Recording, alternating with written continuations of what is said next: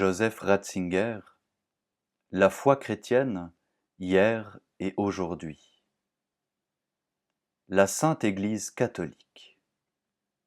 De même que la sainteté, la catholicité de l'Église nous paraît elle aussi problématique. La tunique sans couture du Seigneur est déchirée entre des parties adverses. L'unique Église est divisée en une foule d'églises, dont chacune a plus ou moins la prétention d'être seule dépositaire de la vérité. Et ainsi, l'Église est devenue aujourd'hui pour beaucoup l'obstacle majeur de la foi. Ils n'arrivent plus à voir en elle que l'ambition humaine du pouvoir, le jeu mesquin de ceux qui, avec leur prétention d'administrer le christianisme institutionnel, semblent constituer le principal obstacle au véritable esprit du christianisme.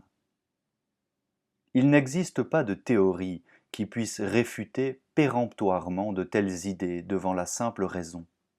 De même d'ailleurs que, à l'inverse, ces idées elles-mêmes ne proviennent pas uniquement de la raison, mais d'une amertume du cœur, qui peut-être a été déçu dans son attente et qui maintenant ne ressent plus dans son amour meurtri et blessé que la ruine de son espérance.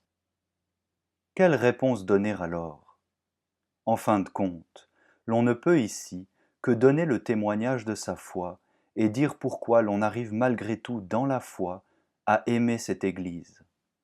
Pourquoi l'on ose toujours encore reconnaître à travers les traits défigurés le visage de l'Église sainte. Mais commençons tout de même par les éléments objectifs. Le mot saint, comme nous l'avons vu, ne signifie pas d'abord, dans toutes ses affirmations, la sainteté des personnes humaines, mais renvoie au don divin qui apporte la sainteté au milieu du péché de l'homme. L'Église n'est pas appelée sainte dans le credo parce que tous ses membres seraient des hommes saints et sans péché. Ce rêve qui ressurgit à toutes les époques n'a pas de place dans l'univers réaliste de notre texte, même s'il exprime de façon émouvante une nostalgie de l'homme qui ne le quittera pas aussi longtemps qu'un ciel nouveau et une terre nouvelle ne lui accordent pas ce que ce siècle ne pourra jamais lui donner. Nous pouvons déjà dire ici que ceux qui critiquent le plus durement l'Église de notre temps vivent aussi inconsciemment de ce rêve.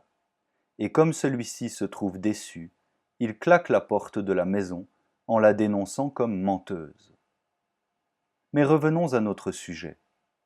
La sainteté de l'Église consiste dans cette puissance de sanctification que Dieu y exerce malgré les péchés des hommes. Nous rencontrons ici la véritable caractéristique de la nouvelle alliance. Dans le Christ, Dieu s'est lié lui-même aux hommes, il s'est laissé lier par eux.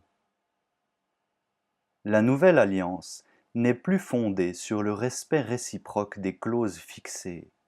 Elle est donnée par Dieu comme une grâce qui demeure en dépit de l'infidélité de l'homme. Elle est l'expression de l'amour de Dieu qui ne se laisse pas vaincre par l'incapacité de l'homme, qui se montre malgré tout et toujours à nouveau favorable à l'homme, qui l'accueille inlassablement comme l'enfant prodigue, qui se tourne vers lui, le sanctifie et l'aime.